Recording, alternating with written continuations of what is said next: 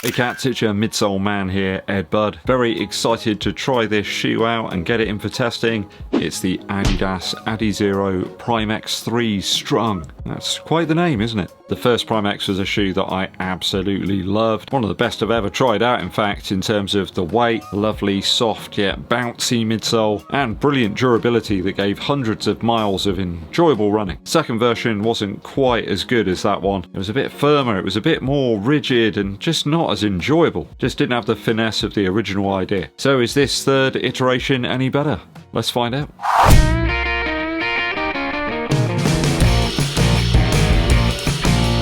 Thanks for tuning in, people. Always appreciated if you're yet to do so. Hit that subscribe button and also give this video a thumbs up like. Drop us a comment as well to help with that YouTube algorithm. Dankeschön. This is a shoe I've bought with my own cash. Adidas haven't sent it to me. Managed to pick it up for 225 Earth credits. That's £225, okay? I got 326 grams here, or 11.5 ounces in my UK 11, US 11.5. So that brings it a little bit more in line with what we had with the Primex original, which was about 306 grams in my size. I think the V2 was about 355, so there is quite a weight loss, almost an ounce here over the second version. I've got 53 millimeters of stack height in the heel in my size, and about 46 millimeters up front, so roughly you've got a 7mm drop here. Doesn't really feel like that though. A whopping 13 centimeters at the widest point in the forefoot, and a narrow 8.7 in the heel. The foams are a bit weird in this one. There seems to be a quite thick outer layer to them. I'm getting an average of about 26 short A, so it's not even close really to the foam that's in the Adios Pro 4. I am convinced there are a number of different Lightstrike Pro formulas in use now. Maybe this section here in the middle is a little softer and a little closer to what we've got in the Pro 4. And the rubber on the bottom, quite malleable. It's quite sort of soft, 52 short A, but it's in line with what we've got on all the other Adizero shoes recently. So starting with the upper first, it's certainly less generous here than the V1 and V2. Those weren't a great fit for my narrow to normal width foot. The strung upper, this time around a tad more nuanced. I'm not getting any bunching whatsoever. It is quite a test to get into the shoe. I think they should supply it with a shoe horn. It's a bit like the Alpha Fly in that respect. You've got a knit-like material that runs through the top section of the upper. There's a little bit of give to that, but there is no give whatsoever to the strung material. It's a bit like the Fast RB from Puma. It kind of feels like that on foot, really. Though you do have laces here, and there are loads of these little lace loops. There are no additional end lace eyelets here to the chain, so you can't do a runner's knot. I didn't really need to sort of hike the laces in too much to get a decent lockdown, but it is a bit hamstrung from that respect. There's no traditional heel counter here. It is quite flexible in this end section. Do quite like the sculpting of the Achilles area here. It does stay out the way of my sort of foot movement. I would suggest if you do want to pick up this shoe, go true to size in terms of length. You're not going to need any more, and it's a slightly more glove-like fit this time around. I think the lack of padding in this tongue area is no doubt going to put a few people off. Could sense a little bit of lace tension there over the top of the foot, and others are just going to leave it on the shelf due to the fact they can't do a runner's knot here to avoid any heel slip. Perhaps if you sit somewhere like between sizes or something, you might run into an issue with this. The strung upper fits well here, but I can't help but wonder what this shoe and the rest of it would be like without one of the more traditional Adizero uppers like we've got on the Adios 9 or the Takumi Sen 11. Why not just graft the Pro 4 upper onto this? Just seems like we're using this strung technology for the sake of it, really, just to be sort of outlandish and innovative. I'll give it a 2.6 out of 3 after my initial runs for the upper. Lockdown might be poor depending on your foot shape, and there's little configurability to get around that problem. Midsole.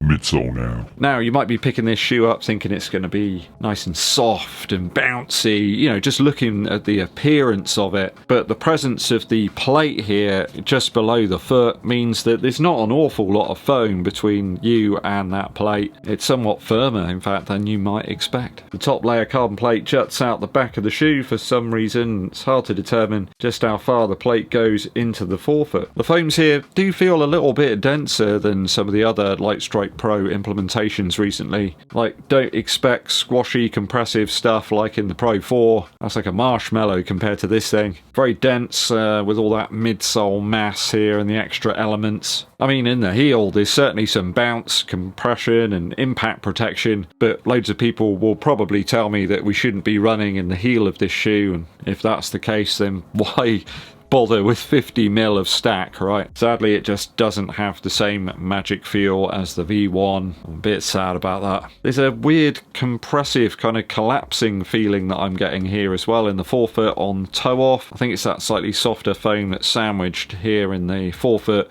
and in conjunction with the rods, they're like flexing a little bit. It's kind of like a crisp packet crunching away there. It's quite a controlling shoe in the midsole. Really wants you to land on that much wider forefoot area than in the heel. It's not all that unstable in terms of the midsole foam, but I mean, loads of people will be scared away by the stack height and this very narrow heel area. So if you've got any stability issues, just don't bother, okay? Like I said, there's loads of different densities now of this foam, Light Strike Pro, but it's just confusing, you know, which version's it going to be. Nobody can tell me that all of the foams in here are the same as we have in the Evo SL or the Adios Pro 4. Just kind of like more stack for the sake of it and just lacks the magic of the V1 completely. Yes, it's cushioned, but it's quite bulky and not all that fun really. Tried this one out for 22 miles. It has softened up a little bit, but I can't really say I'm itching to get out in this shoe again. Did a half marathon long run and it was fine, but would it be any better if I'd worn this over the Evo SL? And the answer is probably no. I'll give it a 2.5 out of 3 for the midsole. Very underwhelming. There's better, more engaging, fun rides out there for sure that don't cost 250 quid.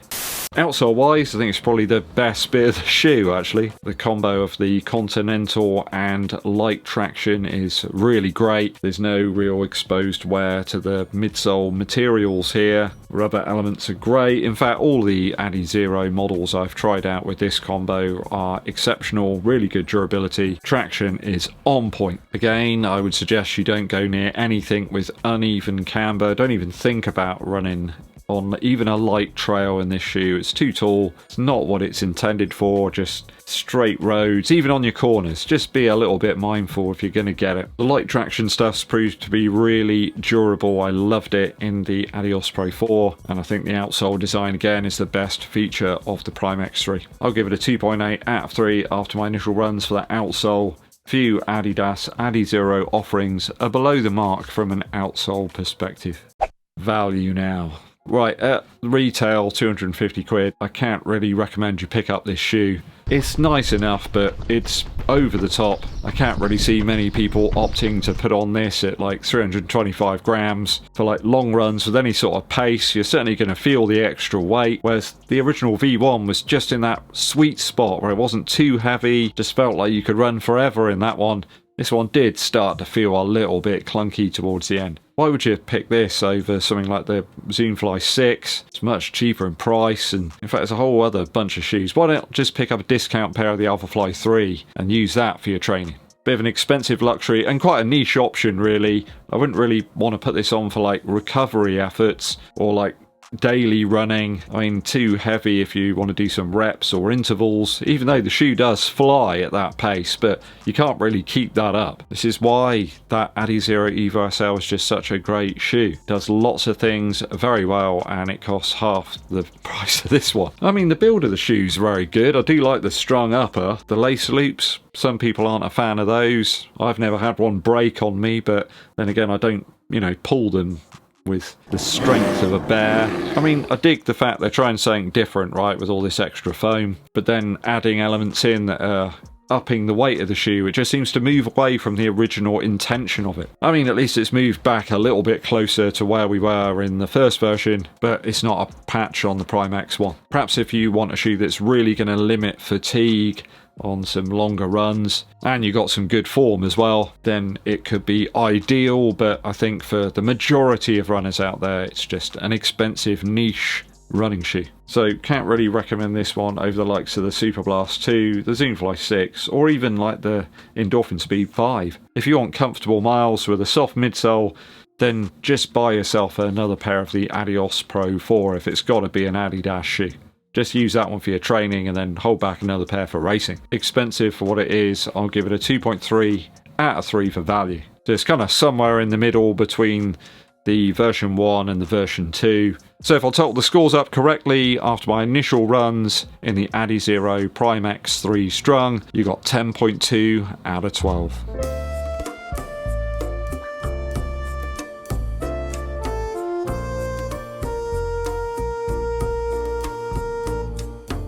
So all round, a bit of a disappointment, and just feels it's moved away from the magic that we had in the V1, even further perhaps. Have you picked up this shoe? Is it just too much stack for you? Let me know your thoughts and opinions on this one down in the comments.